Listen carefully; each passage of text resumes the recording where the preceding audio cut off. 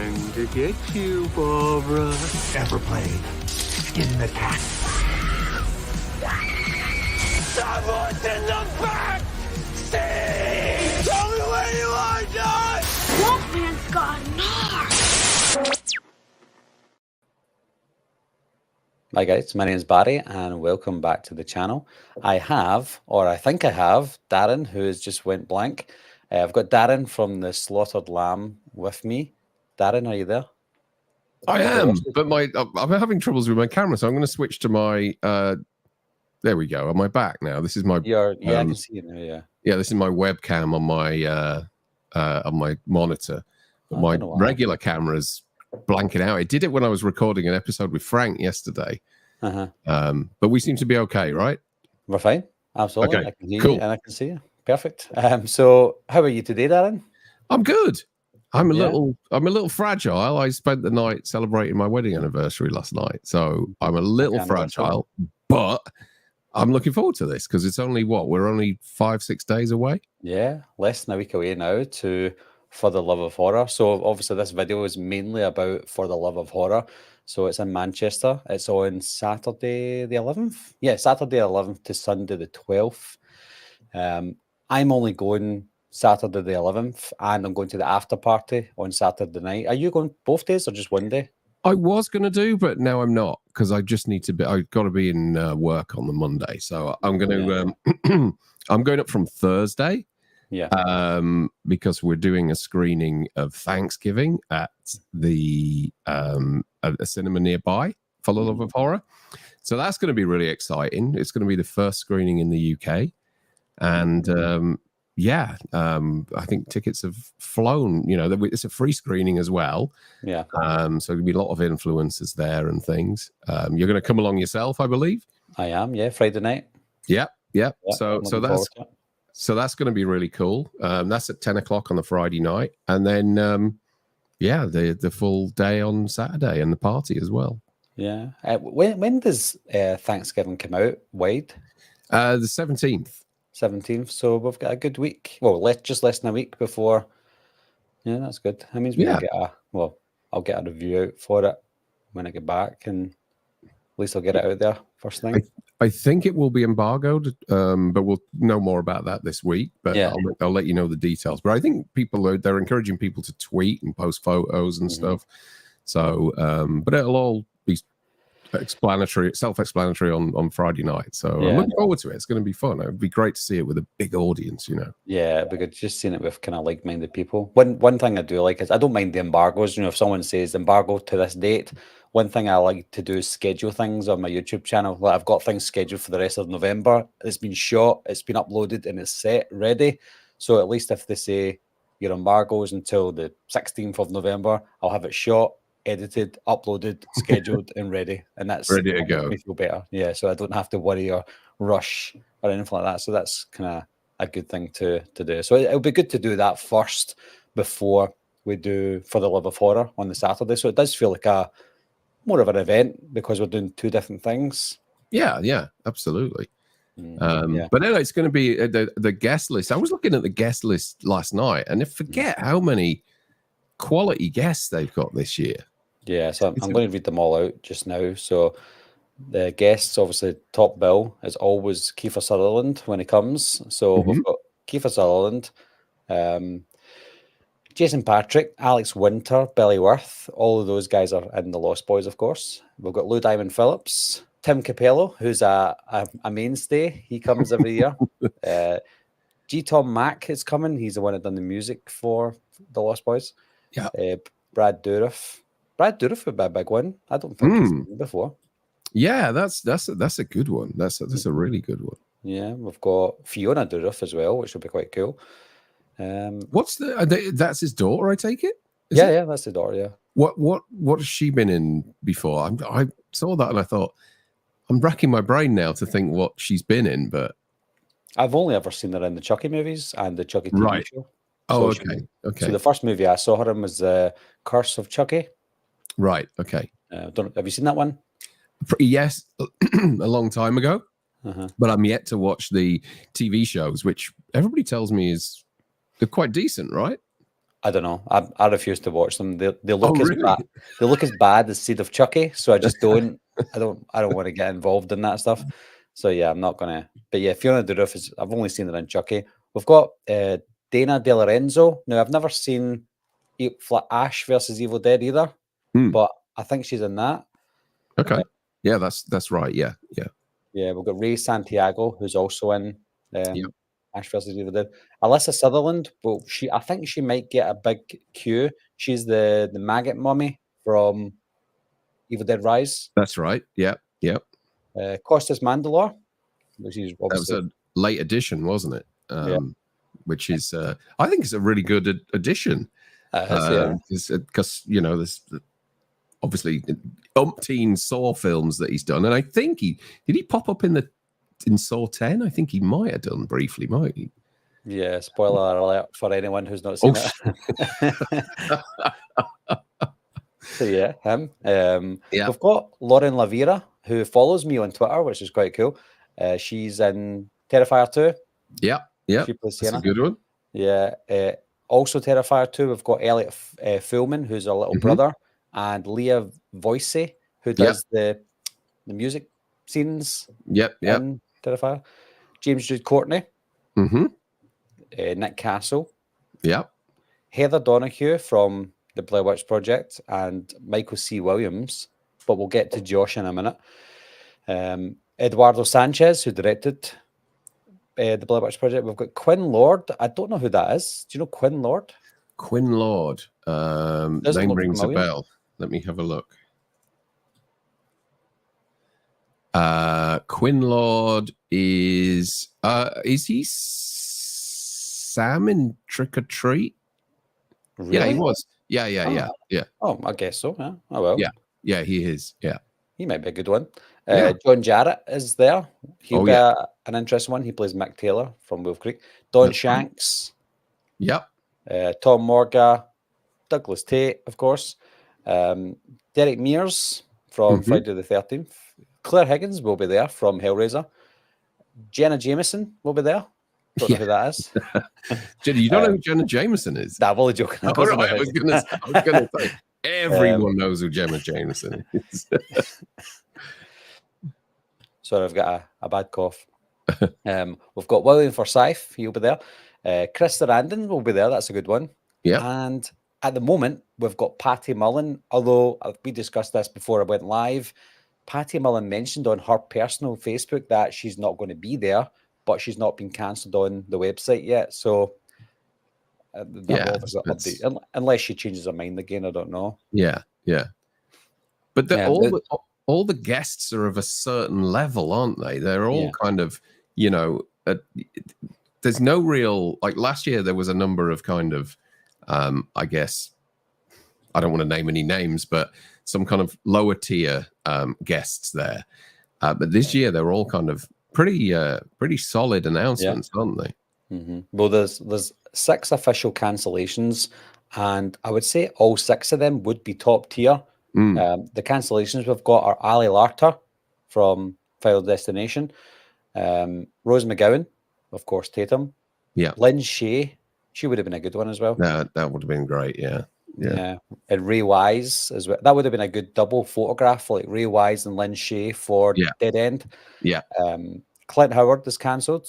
And the biggest shock for me is Joshua Leonard, because I'm sure a lot of people would have booked their Blair Witch Project group photographs. Yeah. And then without Josh being there, it's a bit weird not having the group without Josh, What was the excuse there? I don't know what any of the excuses were for any of them. I'm sure most of the excuses they give you are just, not, I wouldn't say lies, but misinformation.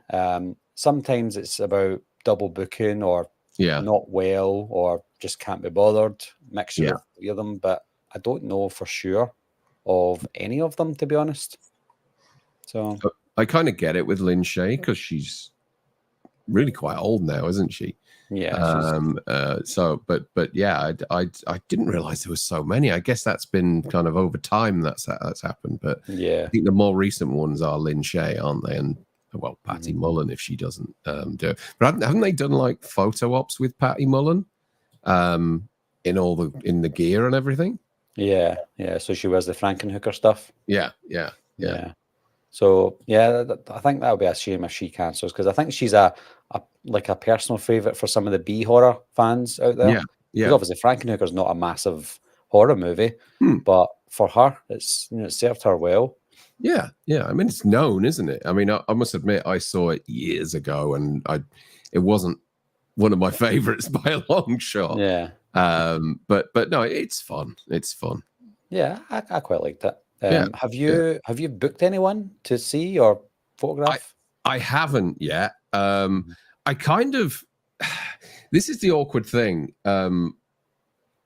Last year I got like one of the diamond pass things, and I used it, and I felt so awkward using it to jump the queue and get a photograph that I used it once, and I just felt so bad about it that I didn't bother anymore. And I just waited until people's queues had gone right down, and then, and went up and talked to people. I did it with David Norton, and I remember the look on people's faces when I did it as I walked back down the queue, and I just thought, I'm not going to do that again. And at H45, I had the option of doing it on Nick Castle. The queue hop was for Nick Castle, James Jude, PJ Souls, Nancy Keys, and someone else I can't remember now. And I just didn't do it. I didn't have the heart to do it. Yeah. I know it's kind of one of those things that you pay for, but I just feel bad for all those people that have queued for ages that I just refuse to use them now. I'm the same. Like, even when it comes down to discounts, see if like my wife Claire, she'll give me like a piece of paper discount. Like, you get £5 off if you take it into the shop. You get £5 off. I'm like, I'd rather pay extra £5 than hand over a piece of paper that says £5 off. I will not do it. I'm sorry. So I know the feeling, like queue jumping, because you always look at queue jumpers, don't you? Yeah. And you're like, oh, them. It's a class thing. So you're the exactly. That's what it is. Yeah. But I've never heard of a Scott turned down a bit of discount before, so that's quite surprising. Yeah, it's online discounts I don't mind because they don't see my face, but I can't go into the shop. There's no way. Yeah. I'm just going to go to the chat as well. We've got Reese Bradshaw that says, this is going to be my first ever convention on Saturday. Cannot wait. I remember my first convention. When I say that, I say it as if it's like 20 years ago, but it wasn't. My first convention was 2018. It was London Comic Con, July. I remember going down on a bus. It was £29 return, and I went a bus overnight, Friday night to Saturday, done the con, went to a pub after it and met some of the influencers. And then after the pub, I had to go back to the bus station to get my bus home back to Glasgow. So I never had a hotel. I never stayed out. I like slept anywhere. Literally done like a 48-hour thing. And when was this? July 2018, when I met Nick Castle. Okay. So I got my photograph of Nick Castle, but it was my first ever con. But I'd never done it before. So I was hanging about with some of the guys online, not knowing what I was doing. I was just completely clueless and following everybody else, to be honest. And some of the guys that I met there, I still meet up at the cons now, which is quite cool. That's cool. But when was your first con? My first con? Oh, I mean, I've been to other ones. Yeah. I've been to the it was my first horror con was last year. Was For the Love of Horror last year. Yeah. Dave just left a message for you. Is it the Dave? Yeah, it is the Dave. He says, Barry, you have my permission to cosplay as me. I've been to cons before, but not specifically horror ones. So I think my first one was probably around about 2010 or something like that. I remember going to one at the O2. It's just a general movie con. But then in the last year, I've been to, this will be my fourth. So For the Love of Horror last year, I then went to the one in Sheffield, Sheffield Horror Con, which is actually like a kind of smaller version of For the Love of Horror. The whole thing with For the Love of Horror, for those of you who haven't been, Reese, you're going to have a great time because there's a real festival type atmosphere there. They have a huge stage with with all the panels and everything, which then in the evening turns into a kind of gig. There are bars flowing all day long. You have an area with all the kind of swag and merchandise, and then another area where all the talent is, or where you can get all your autographs and that. And it's just it goes by so quickly, doesn't it? Because everybody's having a great time. Mm-hmm. So you should really enjoy yourself and come up and say hello if you see either myself or Barry. Yeah. But yeah, no, and then earlier, about a month ago, I flew to the US to go to the Halloween 45 convention, which we nearly both did, right? I wish, I was putting all my finances in position, and I was like, you know what, I could do this, but it would mean sacrificing certain things, and I couldn't sacrifice other things just for me. So I decided, nah, I'm not going to do it. And obviously I regret it because I wish I was there. I'd love to be there. It looked amazing. I followed the journey on your Facebook page and on the YouTube channel, just seeing all the people, when you were at the con and stuff, and it just looked amazing. And because it's America, everything's grand. It's bigger by 100 times, How did it differ to For the Love of Horror? I'm assuming it is a lot bigger. Did it look bigger? Did it feel bigger? No, not really. Similar kind of size. Going there and meeting Frank, for those of you who don't know, is my co-host on the Slaughtered Lamb Movie Podcast. Mm-hmm. Frank, we'd never met before, so meeting him for the first time was really special. Shout out to Frank. I think he's watching. And whilst the con was great and it was a great atmosphere, there was something about For the Love of Horror that was a lot more British. Like Americans, like nobody, like we would kind of have a drink in our hands all day long or something. Do you know what I mean? Yeah. In America, they don't do that. It's just kind of, they're there for the con and that's it. Yeah. And so the party in the evening was kind of sort of under, there's Frank, was kind of under supplied, I guess. You just couldn't get a drink because the queue was like 2 miles long or something. They had like one bar with one till and one person serving drinks. So it was kind of odd that way. No, it was great fun, but there's more of a festival vibe to the one to For the Love of Horror. More of a party vibe, I guess. Yeah, I guess we know how to party then, and don't as much maybe. No, it was good, and the Sheffield one was good as well. The Sheffield one, they don't do the party at the venue; they take it out external. And this year, although I missed her because I was stood outside chatting to someone, Heather Langenkamp came to the party, shook everybody's hand, took photos with everybody, and the party was a lot smaller than For the Love of Horror. Yeah, but she spent that time going around and speaking to people, which was just great. We done Sheffield in 2019. HorrorCon, it was good, and again the after party was at a different venue. I don't know if it would have been the same place, but it was this little pub, like a little small pub under a bridge. Okay, little it's different this time.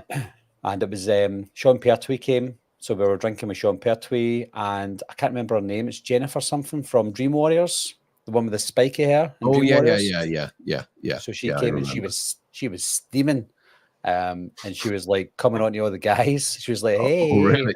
And we're like, "Oh, hey!" So yeah, it was a great experience. But yeah, Sheffield was good, but I just feel like For the Love of Horror was a little bit better. Yeah. Hopefully they get a great lineup next year, because Frank is actually going to come over next year for the Love of Horror. Yeah, so we've kind of planning that already. So I'm really hoping that the men that they bring the lineup again next year, so that but it'd be good for him to see Manchester, I guess. Yeah, so why not? We've got Gary Sim. It says, "Can't wait to meet you guys again. I spent so much already on photos." Well, yeah, you've obviously, Darren, you've not done booked any photographs yet, and neither have I. I tend to leave it to the last minute now because of all the cancellations and stuff. I think the last 2 years in a row, I booked someone and then they cancel, and then I have to wait for my money to come back and then rebook somebody else. Yeah. So I kind of wait, to be honest. But when I go to the cons, I don't know if you feel the same, but when I go there, it's my priority is not to go there and meet a specific guest. It's just to go there and experience Yeah, the I think place. And, you know, exactly. I feel exactly the same as well. It's spending time with all with the community and everything, and catching up with everyone that you haven't seen for a while, meeting new people. I just love the vibe there. I think that's what it's all about. It's a great vibe, and they should do more of them in the UK. In the US, there's horrorcons happening all the time. We seem to have just two main ones in the UK. There are little small ones. I know there's one on we were chatting about earlier. There's a Romero con that's happening at the moment in Manchester. I believe Tom Savini's there. But nothing on the scale of For the Love of Horror. Yeah, that's all. It's definitely the biggest one. I don't even remember when it started. I think it's been going for about 5 or 6 years, hasn't it? I think, from what I can remember. Yeah, so I've been to most of them then since it started, and every year, obviously, as your channel grows, and you know this yourself, when you go there and people come up to you and say, "Oh, I've subscribed to your channel and I love your channel," it kind of feels surreal to begin with, and you're like, "Oh, really?" Like, I didn't think anybody would know. Like, I know you get subscribers, but you don't think you're going to bump into them at these places, but you quickly realize that, like, there's people there and you're like, getting photographs with them and stuff. And I think that experience for me is probably the better one, because I've met new friends through it. Like, because I don't know what all my subscribers look like, but when they come up to me and they're like, "Oh, I'm such and such," I'm like, "Oh, hiya," and they end up being really nice, and you get really friended with them all. It's great. Yeah, no, absolutely. That's like I say, meeting people out there it's one of the reasons that I go. I think it's great to put faces to names and stuff. And when I came back last year, there were people messaging me going, "Oh, I saw you there, but I didn't want to disturb you." It's like, come up and say hello. Why not? I know. Yeah, I kind of got that as well, where some people are like, "Oh, are you okay for a photograph?" I'm like, "Of course, absolutely." Like, I've got lots of free time. I'm not one of these celebrities that's got a big queue or anything. So yeah, come up, say hello. And again, for the guys that are in the chat who are definitely coming, especially on the Saturday, of course, then if you see myself or Darren, definitely come up and say hi. Try not to get up with anyone else though, like Dave McRae. Well, that was just surreal. Was he messing around? Like, no, he wasn't. Mark, his name's Mark. And again, I got friendly with Mark now because of that situation. He's on a podcast called the You Run podcast. Okay. And his host or his co-host, Scott, I became really friendly with Scott as well now because of that situation. And I had Scott on my channel a couple of weeks ago on a live stream. So I think you meet people randomly through the most random circumstances, and that's just one of them. That's one of the big ones for me, and really nice guys. Yeah. Oh, sorry. I tried to cough and press mute at the same time. There. Oh, do you know? I think you coming down with COVID? No, well, I hope it's not COVID. I think I actually done a live stream with you before, and it was coming off the back of COVID. Oh, okay. I had a really bad cough, but this one, do you know, it could be COVID. I don't know. But I don't feel. Shake it off before the weekend. Well, I know. I actually don't feel bad. Like, I don't feel sore or anything. It's just got a tickly cough. Hopefully, I'm coming to the end of it. So making me cough now. I know. I was doing another podcast in the studio with Geekified. I started watching it this morning. I shall finish it off. Yeah. So there's a guy he's got a throat issue now, and anytime he coughs in it, I'm like, so, and I think that was the beginning of my cough, and it's still here now. Right. Anyway, so what's the story with Geekified then? Are they like a Scottish YouTube channel or something? So they're a Scottish podcast. So they book out the studio and they just talk about anything movie related. And they're just kind of starting out. There's two actors that started it, and they didn't want it just to be two of them. So they looked for a couple more co-hosts, and they got someone called Callum, who I've worked with before. And then Callum asked if I could join now and again. I said, absolutely, I'll help out. and they've got another girl called Kirsty as well. She's a YouTuber. So it's just basically trying to get Glaswegians or people around the Glasgow area to get together and do some sort of move-related stuff, because there's not that many people in Glasgow that do it. So between the 5 of us, there's those 3 guys are the main guys, but me and Kirsty will come on every now and again and help out and stuff. So it's a good experience, because it's good to be in a studio. I was used to being in a studio years ago when I was doing my photography stuff, and the studio is amazing. It's like you're walking into the STV or the ITV BBC studio. Yeah. So it's really top quality. They use 8K cameras as well, and you've got 3 cameras on you, so it's a good experience. And it's just good to get involved in that face to face rather than doing it, through Zoom or StreamYard and stuff. So it's always good to it chat seems like quality seems really good. Definitely, the mics and the camera and everything. I take it you just take away all the streams and then edit it together yourself afterwards. Yeah, so Callum does that. He does the editing side. He'll edit it in the studio sometimes as well. So it just depends what time they've got.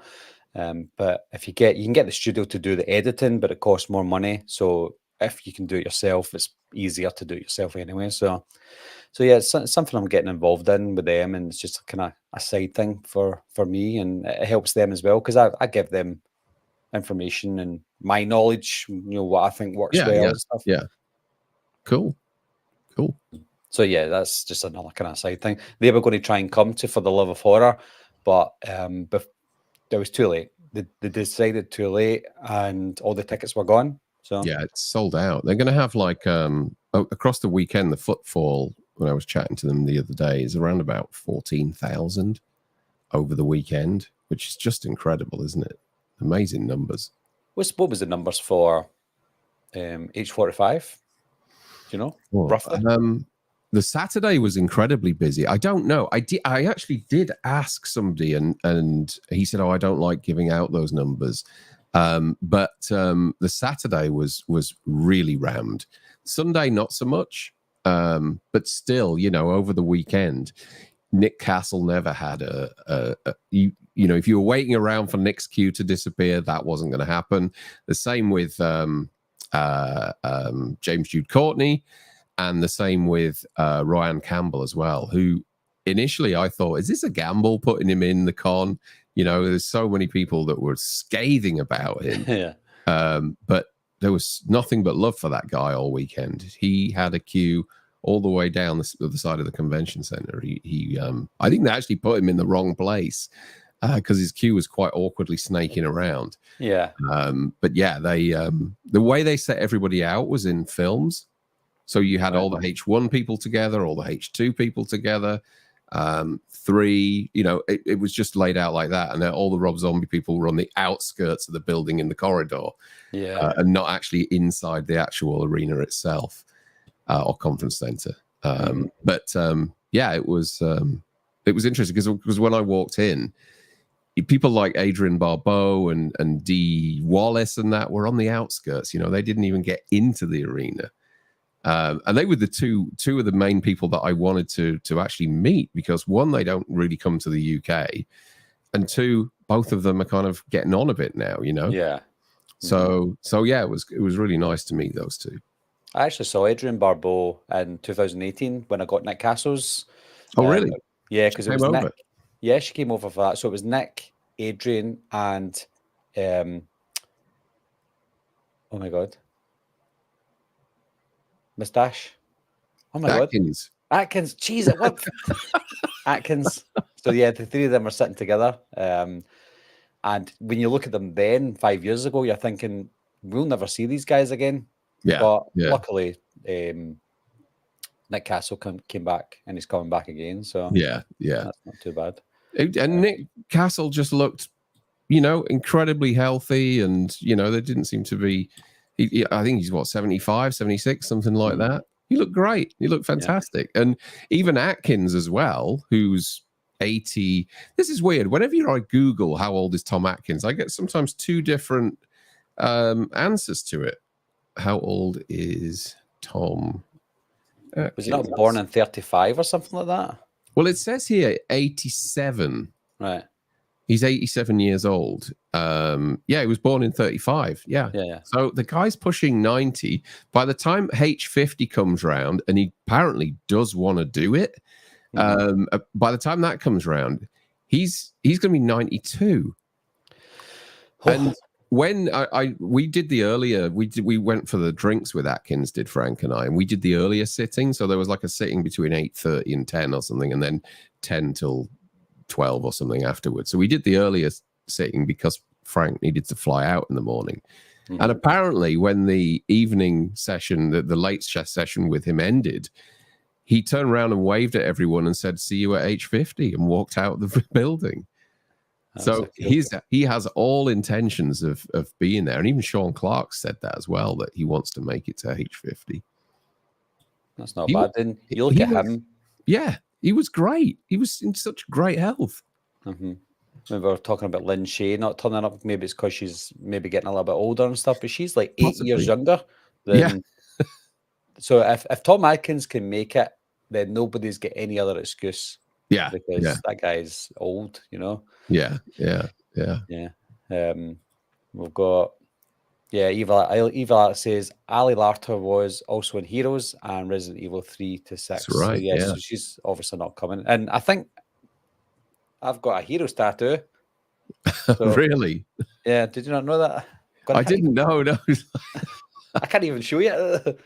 Yeah. Did you have that done while the TV series was hot, or was it afterwards, or? While it was hot. I got it done in 2007. So just. And then they cancelled it. You were like, oh shit. I'm like, well, there you go. So, I liked Heroes, especially. I can't remember which. Was it one of the first episodes when the guy jumps out of the window, and you realize that him or his brother can fly or something like that? I can't remember now. Yeah. It was fun, but then as it went on, it started to kind of, I don't know, lose its way somehow. And how many series was it in the end? 2, was it? Or originally there was 4. 4 was it? Oh, okay. 4. And then they did bring it back, right? They brought it back for one more season called Heroes Reborn. I never watched that though. Okay. So I don't even know if that was good or not. But season 2 was hit by the writer's strike. So right. Okay. There was only 11 episodes of that. So it kind of failed at that point. They brought it back when the writer's strike stopped. And after that, it started to go a little bit better, then worse, then better, then worse. And then it just got cancelled all of a sudden. So season 4 actually ended abruptly.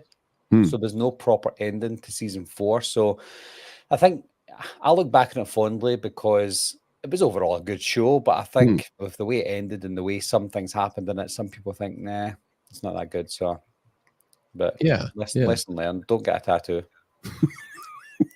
It's like kind of having your girlfriend's name tattooed and then getting ditched, isn't it? Yeah, I always thought about getting the tattoo, some stuff like covered or some stuff added to it and stuff, so it doesn't look like it anymore. But yeah. I used to get people saying, "Well, what does that mean?"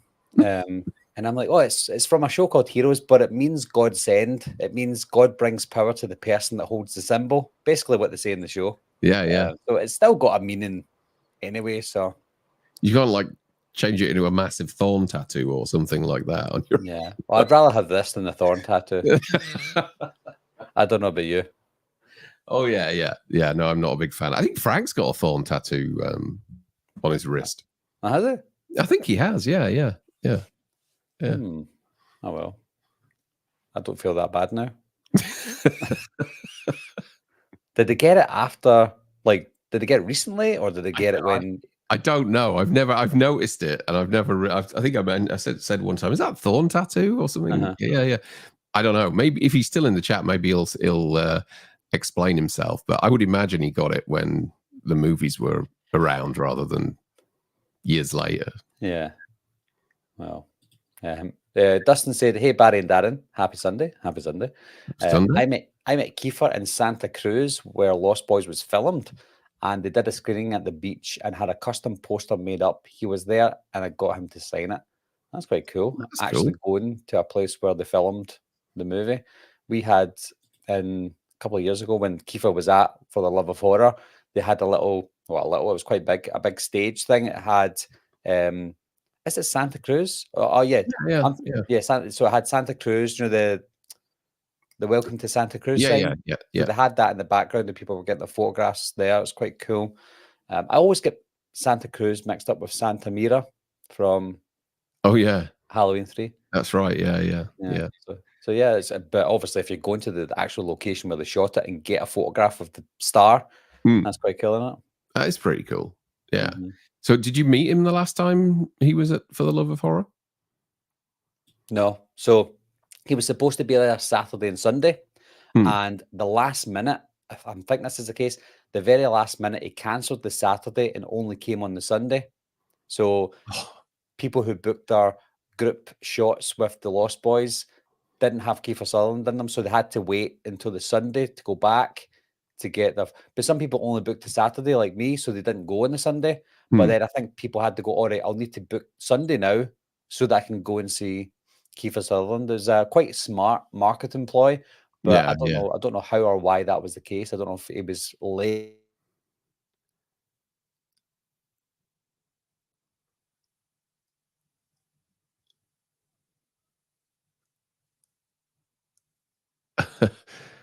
I don't know if I'm kind of running this thing on my own now. I don't. Anyway, I'll go to the chat. Let me go to the chat. I'm looking at my monitor here, and it seems that that Barry has frozen. So Frank actually said that he did get the Thorn tattoo when he was 18. Oh wow! Yeah. We lost you there, Barry. I lost everyone there. Yeah. I was running it on my own. It's the Darren show. It is. So yeah, Frank was 18 when he got the tattoo. Well, there you go. That's good. And then he said nothing hurts more than when Don Shanks tells you your Thorn tattoo is wrong because it's missing the 2 dots. Yes, that's what you get, Frank. And Frank says, and then I tell him, well, it looks like your fan line is missing a few people.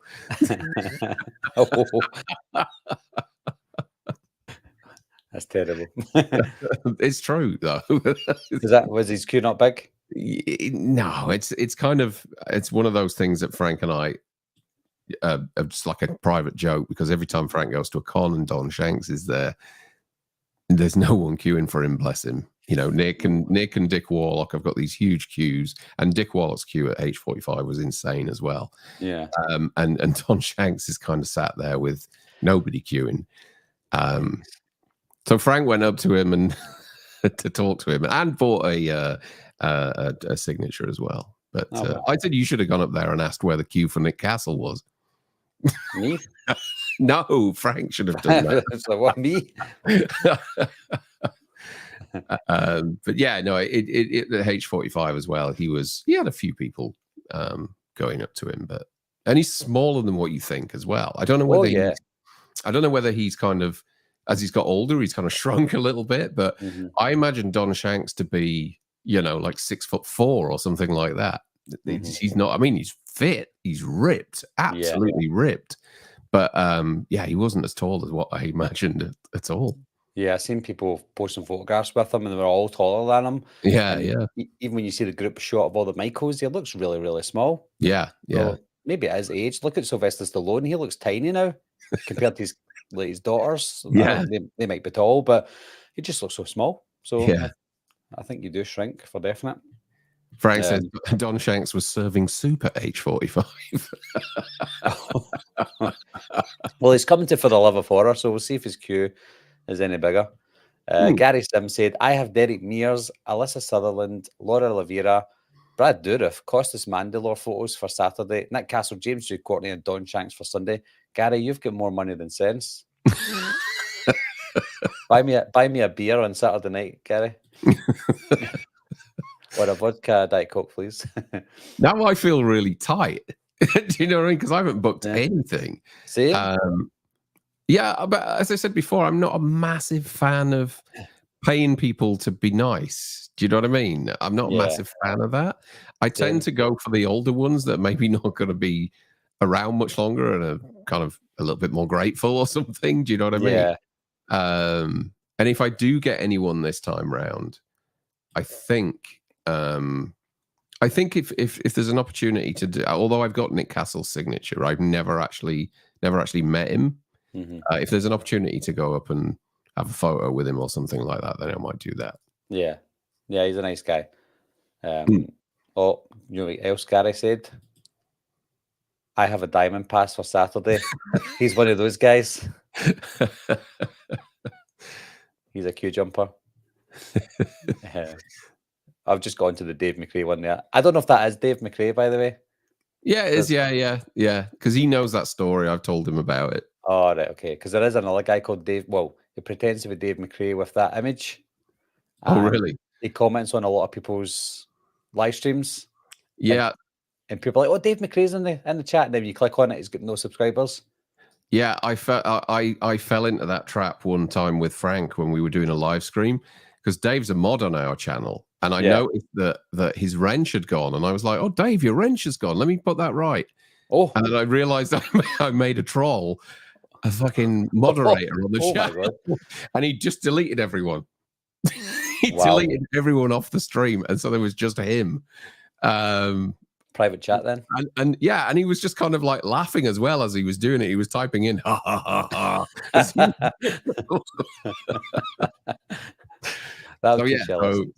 He's blocked everyone, so I had to go around unblocking all these people that had been booted out. But more fool me. Lesson learned. Mark Jones says, will you be at the Glasgow HorrorCon next year, Barry? I didn't know there was one. Is there one? I'm pretty sure if there is one actor will be there probably, maybe Don Shanks.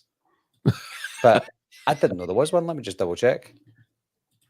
Glasgow HorrorCon Scotland 2024. Wow. Let me ask. Oh yeah. There you go. Oh, it's in the SECC, Glasgow. I could just walk there. Sold out. Oh well, if it's sold out, then the answer is no, Mark. So it is. I didn't know this. Yeah. Are they let's see if there's horror conventions, HorrorCon Scotland. I don't even know anything about it. It's sold out, but it doesn't tell you the guest lists or anything. No. No, tells you nothing. HorrorCon, okay, and bringing HorrorCon to Inverness and Glasgow. We look forward to returning to Dundee next year. Oh, Glasgow Horror Fest, HorrorCon. Yeah, there's nothing anywhere that sort of. Oh, there's an Insta account. Let's see if that says anything. So it's in it was in Aberdeen on the 21st of October. Right.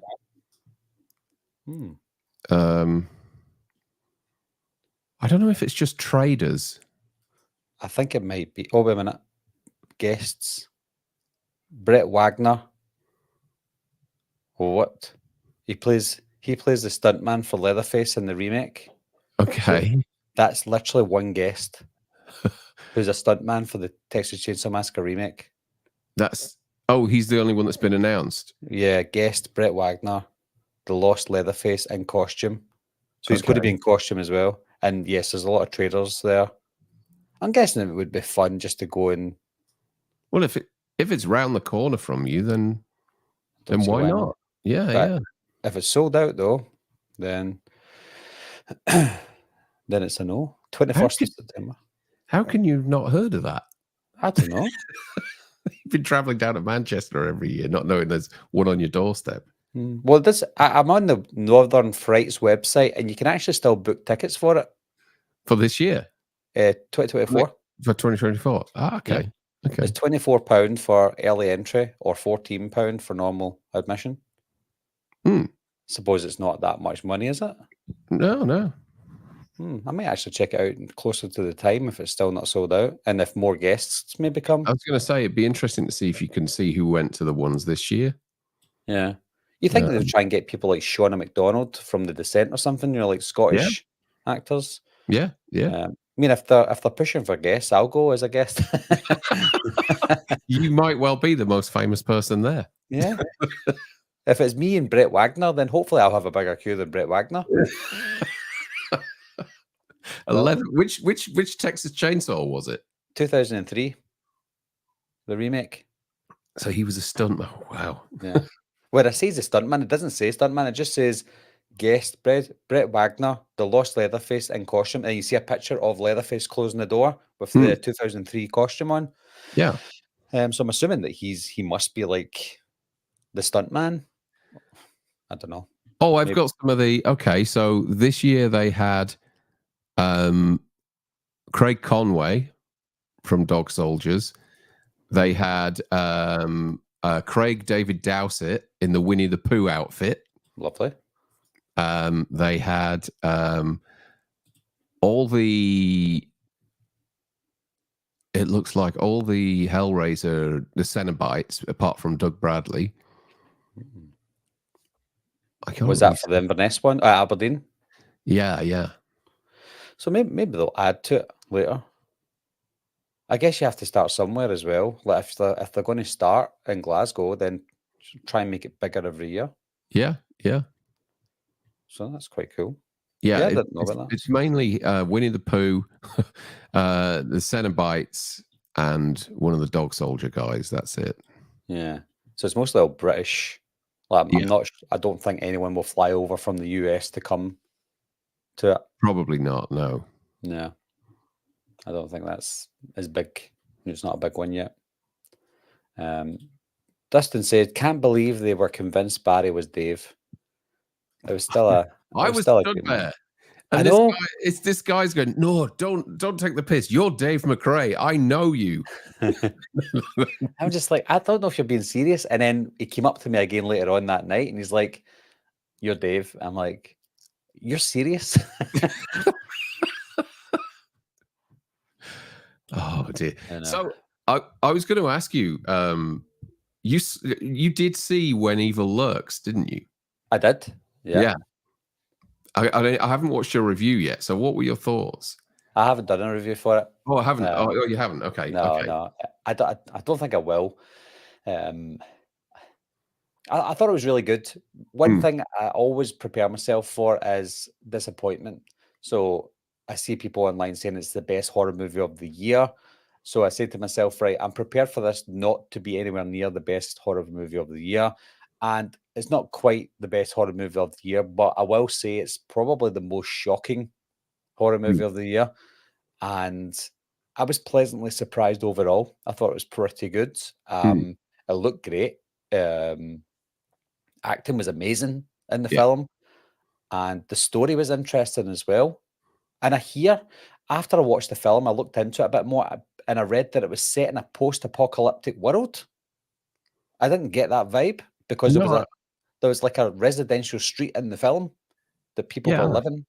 I didn't get that either. No, so I don't know if maybe someone's misrepresented or misinterpreted the way they live, but it certainly doesn't look like a post-apocalyptic world. However, the world that they built was decent. I think the only issue that I had for the film was the ending.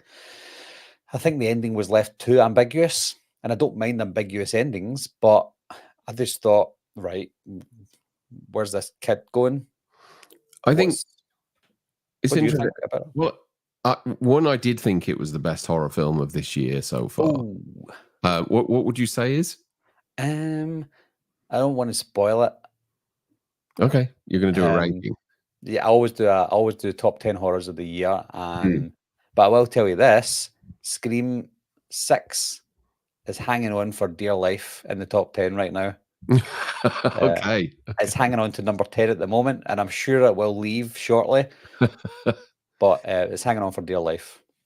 Okay. I did think it was the best horror film of the year. I thought it was so well directed. I thought the atmosphere in it was so screwed up. Really was. It really, there are a few sequences in there whereas it's just complete chaos and carnage, and you don't know what's going on, and then something really does. There's a jump scare in there, which is quite possibly the best jump scare of all time, I think. And stayed with me afterwards. Absolutely stayed with me, did that film. I know what you mean about the ending. I know that the first half of the movie probably is stronger than the second half of the movie. Yeah. but it's one of those movies like 28 Days Later, like, you know, and Frank and I were chatting about this when we did the Dawn of the Dead episode the other day, and which is going out later today. That there's no hope. Everything's so bleak that there can't possibly be any sort of resolution to this. Do you know what I mean? Yeah. And so, you know, it's like, how many zombie films do you know that get resolved in the end? I can only think of one. Return of the Living Dead, and even that, it's kind of suggested that it's not quite over at the end, where they just nuke the city.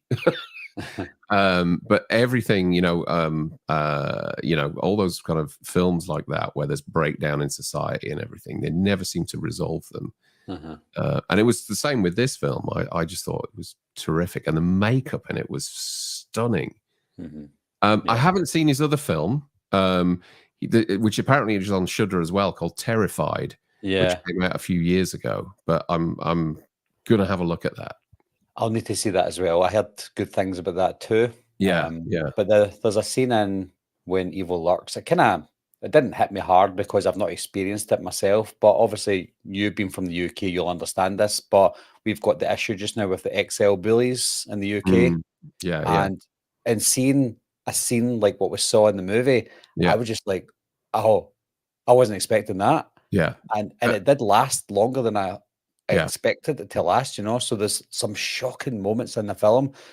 And I was like, because I was watching it and Claire was walking past, and I'm not one of these people in the cinema or in the house that's like, oh wow, oh look at this. I don't do that. I just sit and watch a film quietly. But I shit you not, when that happened, which I would say, when that thing happened, I actually was like, oh my God. And Claire's like, you're right. I was like, oh my God. And she walked in and she just saw the aftermath of what happened.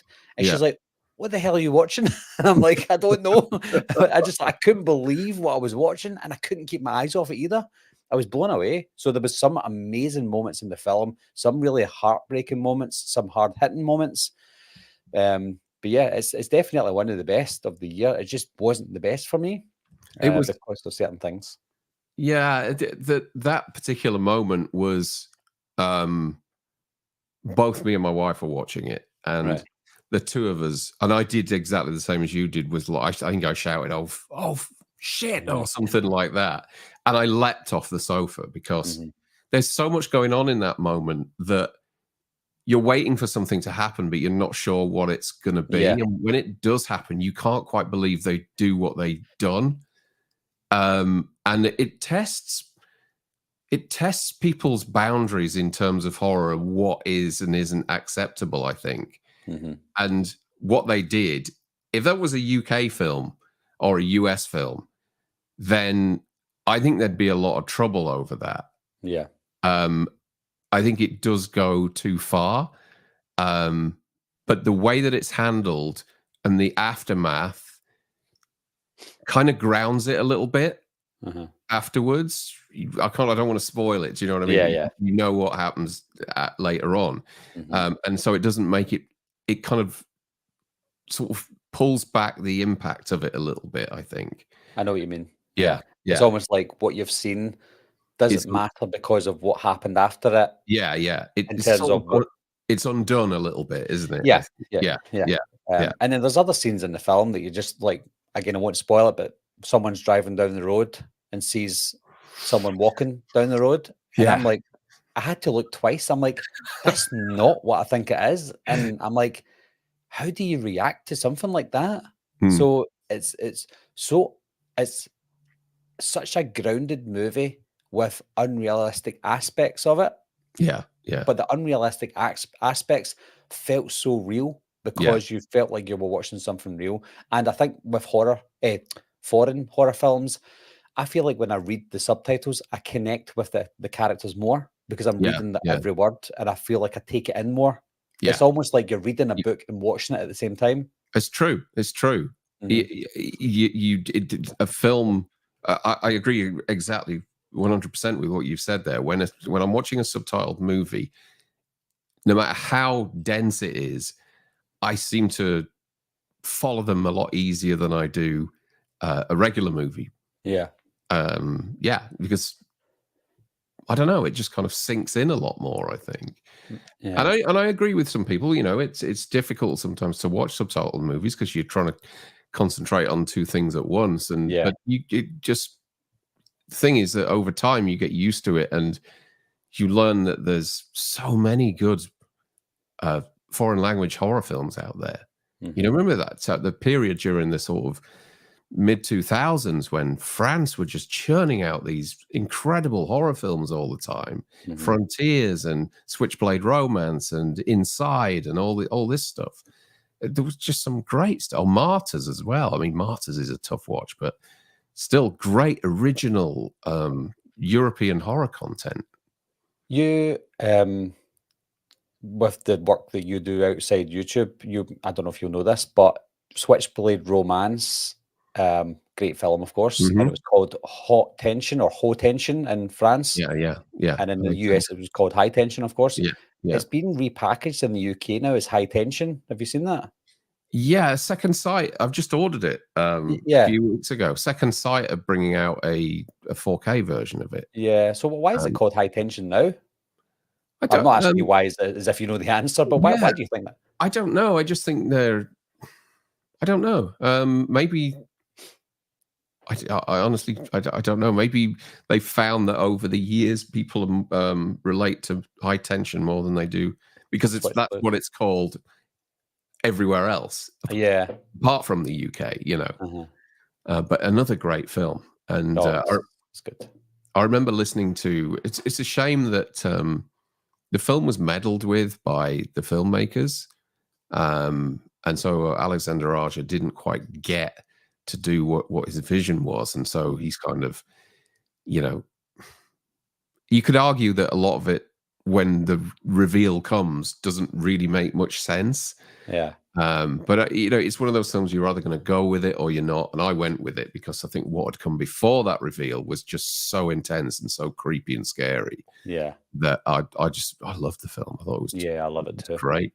Yeah, I accepted everything that came after the twist because I was loving it so much. Like that scene when she's up in the bedroom with her, I don't know if she was with her friend or her friend was away, but then the person was coming up the stair and you're just slowly looking under the bed and stuff. I was like, that was high tension, basically. It was just like, whoa. Such a great movie.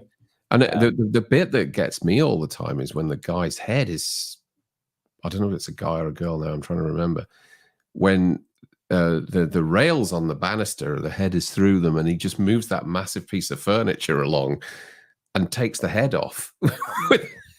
She's looking down the stairs and somebody's head is caught through the railings of the banister, and he just pushes a big sideboard along against the head and just takes it clean off. Yikes. It's horrible.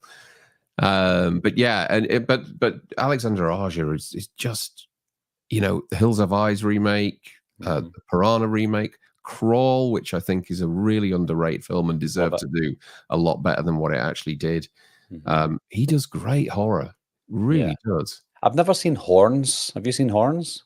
I haven't. What, the Daniel Radcliffe one? Yeah. I haven't. No, that's the only one I think I've not seen of his. Yeah, but the rest are great. I wouldn't be surprised if he does a remake of High Tension, like an American remake. Yeah. Would they?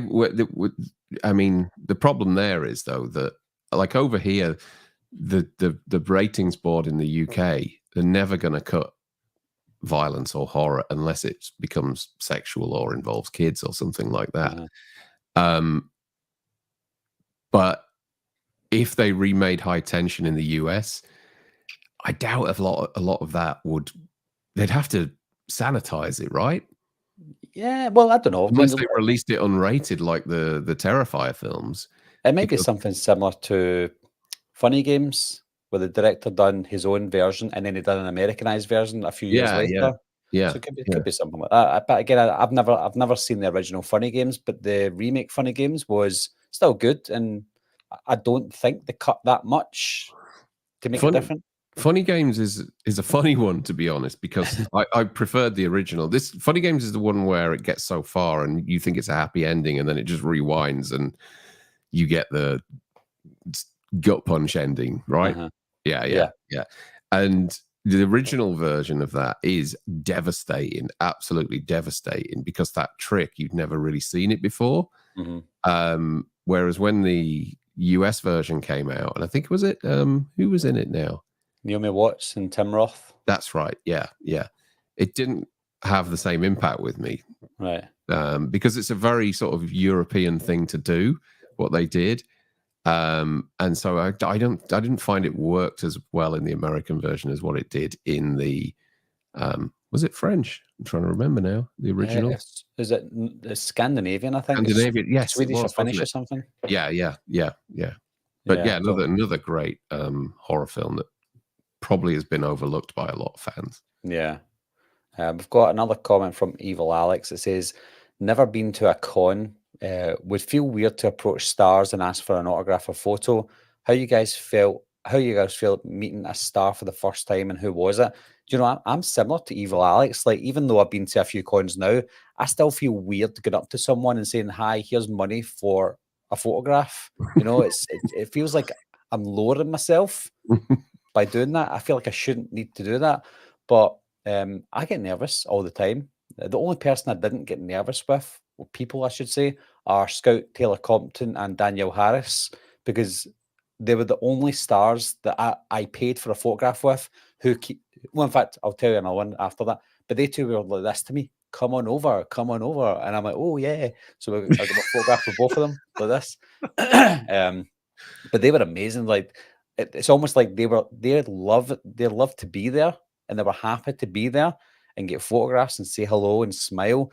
Whereas you get some people who are just like, talk to the hand, take a photograph and get out of here. So I had that experience as well. But my best experience, I would say, is with the Monster Squad guys, Sean and Rudy from the Monster Squad. Because I don't know if I told you this story, but I went to get my photograph with Rudy and Sean, the main kids. And as I was going to get my photograph with them, Sean done this to me. He pointed to me and went, I know you. He said, like, Wolfman's Got Nards, YouTube. And I'm like, yes. And he's like, oh my God, I know you. And then my friend Rob was taking photographs of me at the time from the side. He got into trouble for that. But he took a few photographs of me just chatting to the guys. And I was like, I can't believe you know who I am. And I grew up idolizing you guys. It was a surreal experience. So for the most part, for me, my experiences of meeting people are good, but I still get nervous because I don't know what to say sometimes. But I don't want there to be a blank moment because it would be really awkward.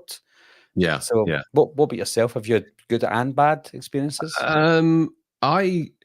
Well, it depends. I mean, like, I'm really uncomfortable with it, hugely uncomfortable with it. And I didn't do many. Frank met so many people at H45, and that was cool. I think I met maybe 3 or 4. That was it. And just because they were older and I just wanted that opportunity to say hello. And it meant more for me to go up and say hello than it did to get an autograph or a photo. Yeah. But because of the job that I do, whereas a lot of the time I can come into contact with some really famous people. And I've always been, I've been doing the job that I do now for 22, 23 years. And it's always been kind of drummed into me that, you don't fanboy around them. You just treat them as normal people. You don't get your camera out. You don't ask for an autograph. And so I've never, ever done that. And I find it incredibly difficult to do that. I remember when I first started the job that I do, and we were working on a film called A Knight's Tale. And do you remember that with Heath Ledger? Yeah. And they said they're gonna try and record a version of We Are the Champions with Robbie Williams for the end credits. Mm-hmm.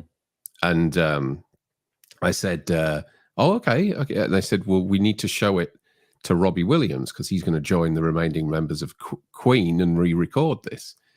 So I was like, "Right, okay." So we booked a screening room, and I was liaising with his manager beforehand, and they said, "Oh, Robbie loves sushi.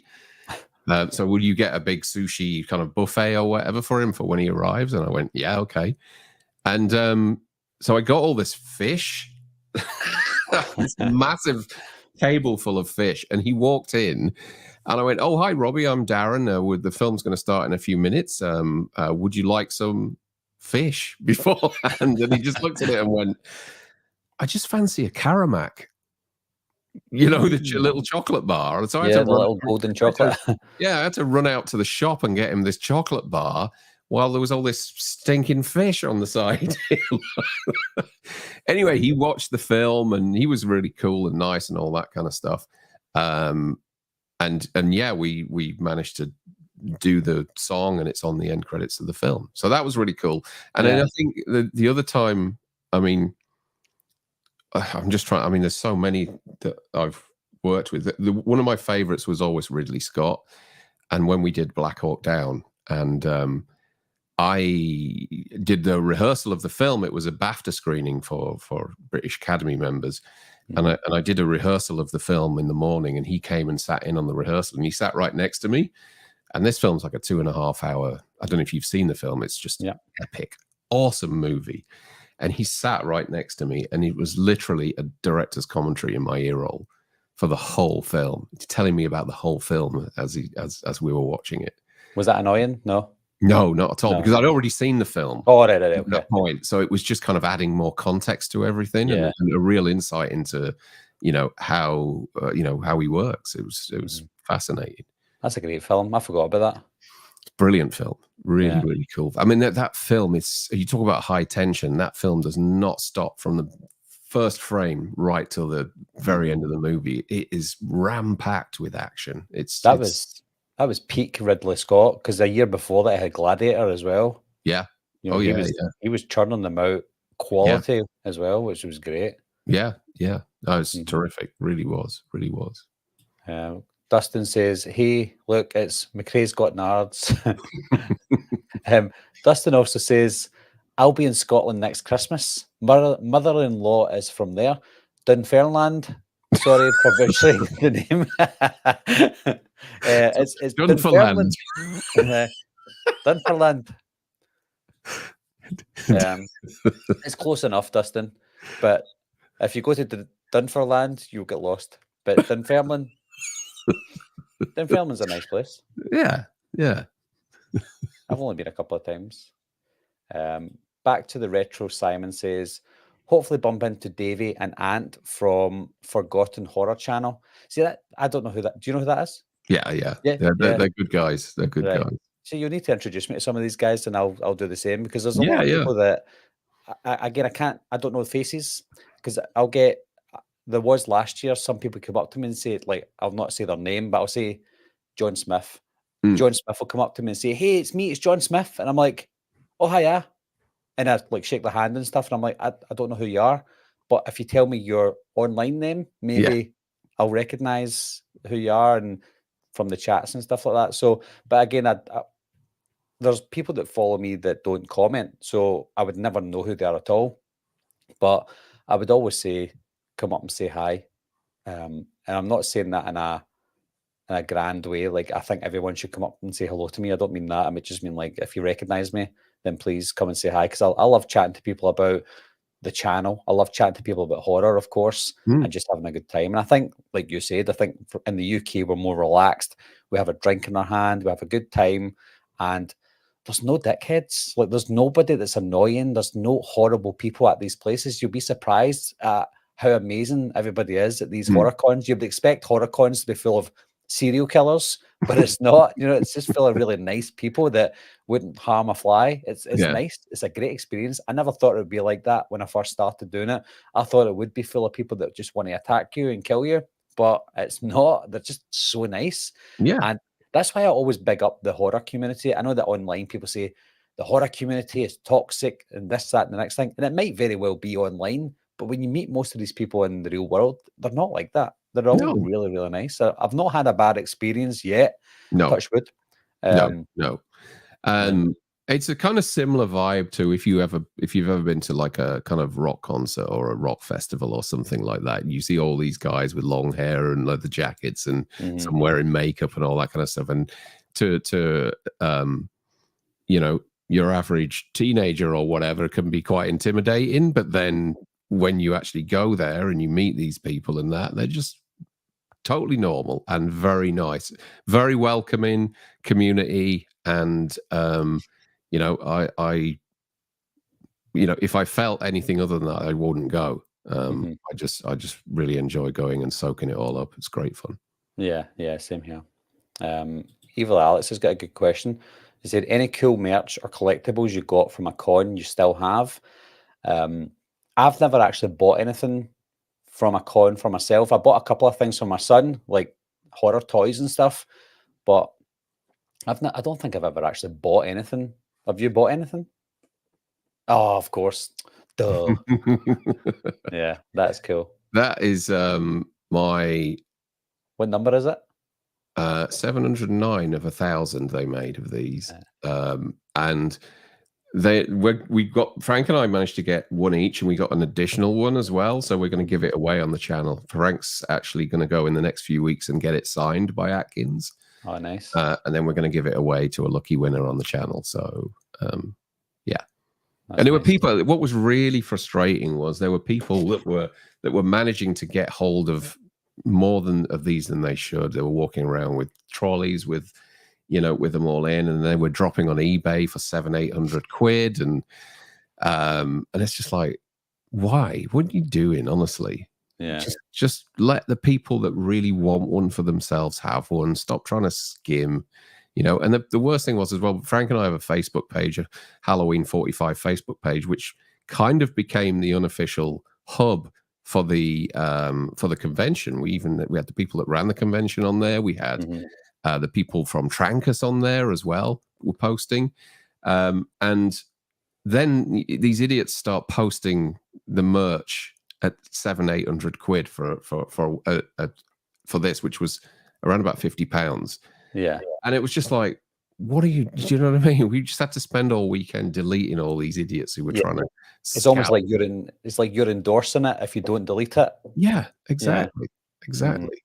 Frustrating, because there were people out there that genuinely wanted to get their hands on one but couldn't because scalpers were just taking the piss. Yeah, that's rubbish. Yeah. I've got an item that I'm probably going to do a giveaway for. I've not done a giveaway in a long time, and I'll maybe do it for a milestone. But I've got this item that I get given to me as a gift from a friend, and I wouldn't feel right selling it. I wouldn't sell it, so I'm just going to give it away because I don't have space for it. And it's a signed poster by John Carpenter from Halloween. Oh wow! He got it signed at it was in 2018. He got it signed by John Carpenter. I was going to go and I couldn't go, so he got it signed and he sent it to me as a gift. And I was like, wow, I can't believe you've done that. But I've literally no space for it at all, and I don't want it just to sit there in a cupboard doing nothing. I want someone to actually appreciate it. Yeah. So I'll probably do a giveaway and have a nice big signed John Carpenter print. So, that's cool. Yeah, great. I'll do something like that. It's not as good as the Tom Adkins toy though. But did you know? I don't want to burst your bubble or anything, but did you know that toy, your one, is just a kind of rehashed Night of the Creeps one? Yeah.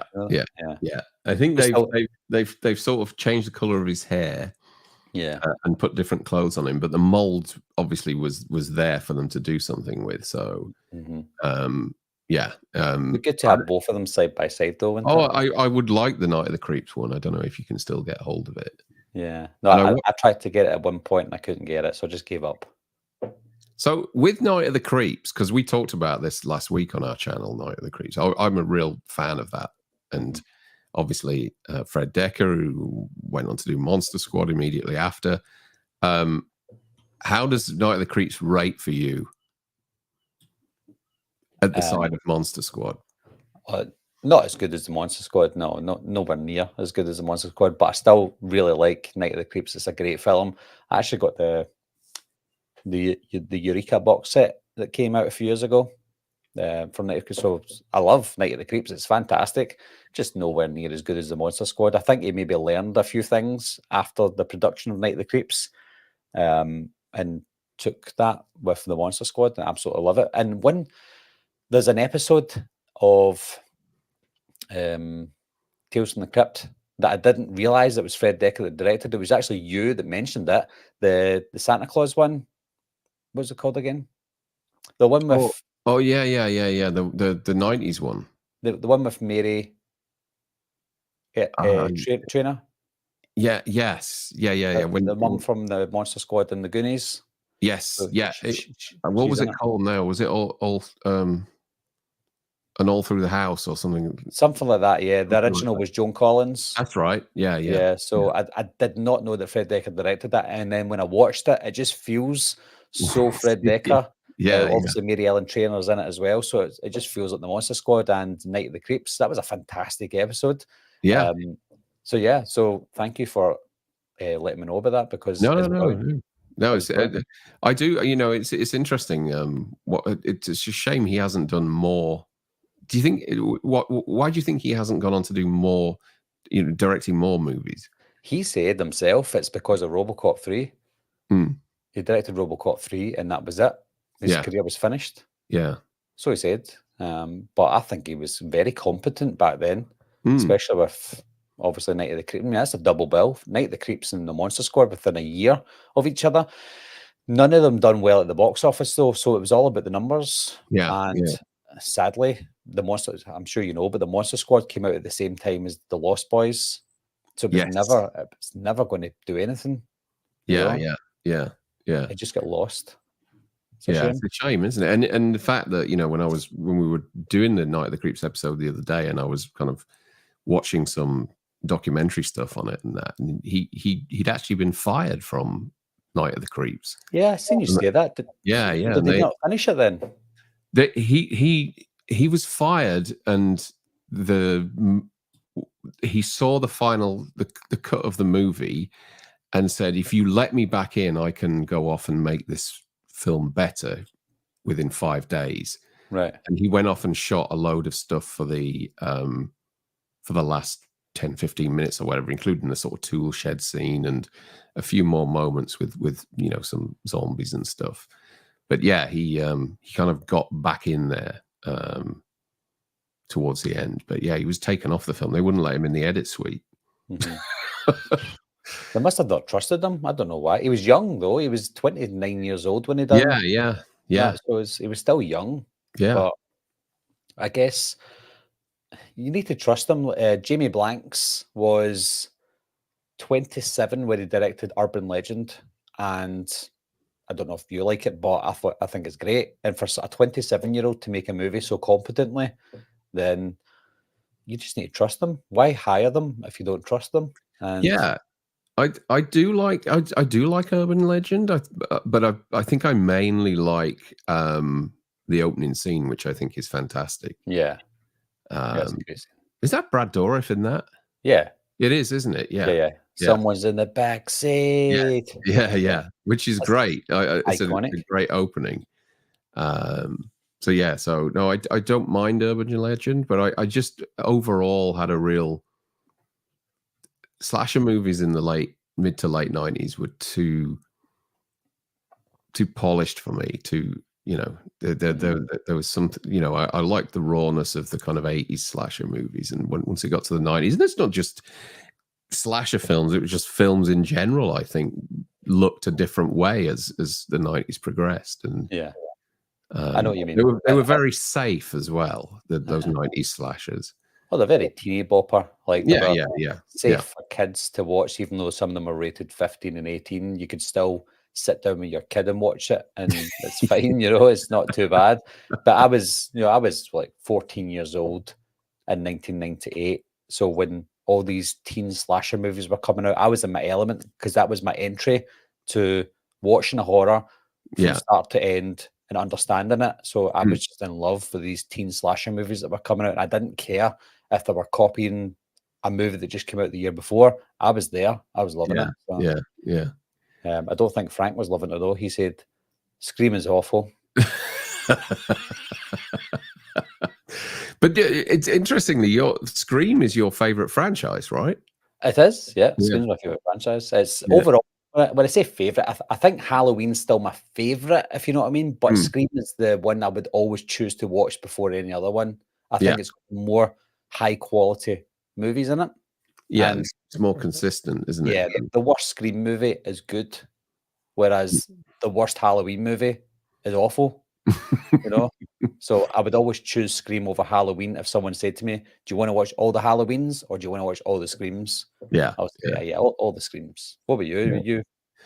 Oh, definitely. I mean, I'm not. I don't feel like Scream as I'm not as anti-Scream as Frank is. I'm kind of on the fence with it. You know, I Mhm. think I look at Scream and I think, you know what? Good for them. It's what is it now? 30 years they've been making these films nearly. Yeah. And it's great to know that we've still got slasher movies coming out in the the 2020s,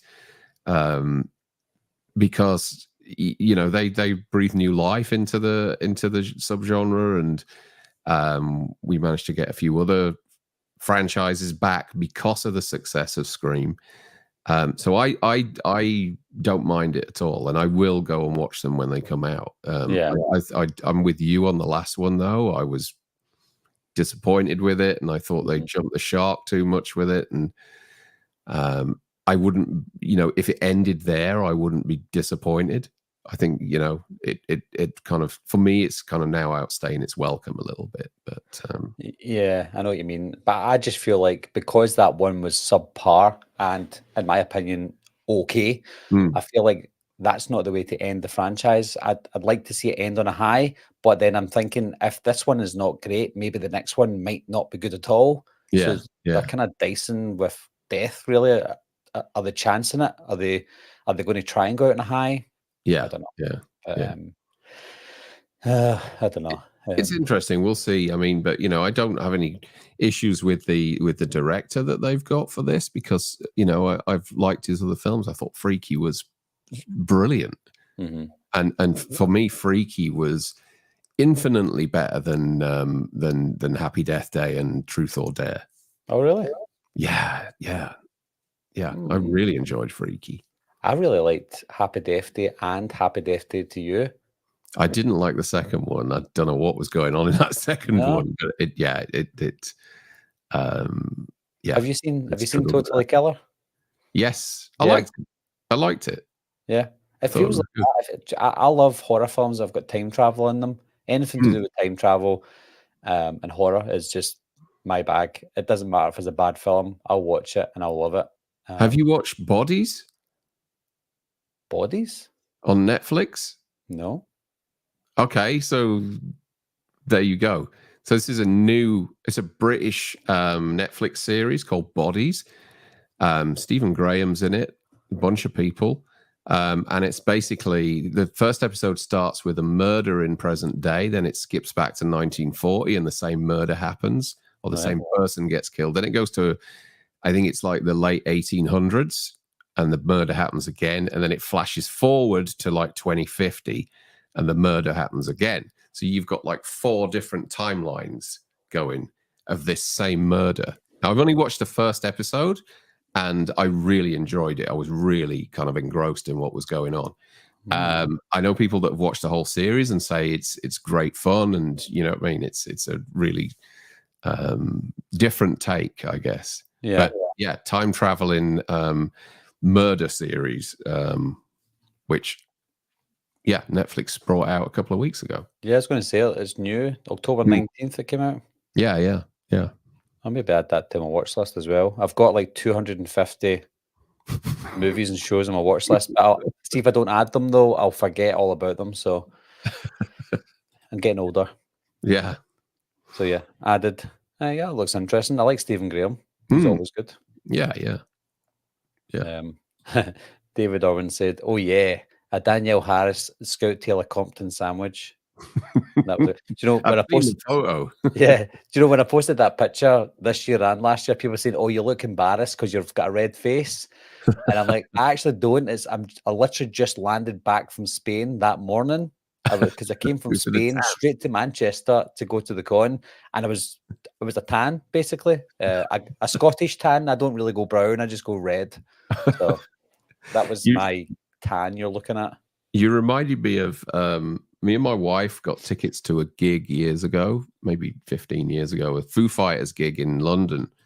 And we knew somebody who managed to sort us out with backstage tickets. and we were wandering around with these tickets. We didn't know where to go, who to see, where we could go. You know, it was a kind of access all area thing, but we just felt really out of place. And this Jeep turned up in front. No, it was a limo. A limo pulled up in front of us, and out got Lemmy. Do you remember from the band Motorhead? He's like the archetypal rock star. He was old. He was in his 60s, but he got out of the car and he had a girl on each arm and a bottle of Jack Daniels in each hand. He was just well, it reminded me of you with Scout and Danielle, just there with the nut sandwich. Barry's like Lemmy. I don't look like Lemmy though. I'm looking at him just now. No. Well, no, he's dead. Oh, is he? He's dead now. Yeah, he died about 5 years ago, I think. Oh, yikes. Kingslayer is here. Kingslayer said, was going to go to For the Love of Horror, but had to pull out. That's a shame. A shame.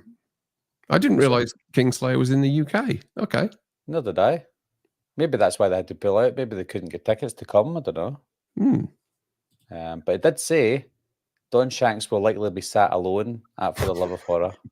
I always feel really bad when these people sit alone. Like when you saw, I don't know if he was busy at the time, when you saw David Naughton, but there was moments when he was sitting himself waiting for people to come up. Yeah. And I felt really bad. I was like, this guy is in one of the most iconic horror movies of all time, and he's sitting alone.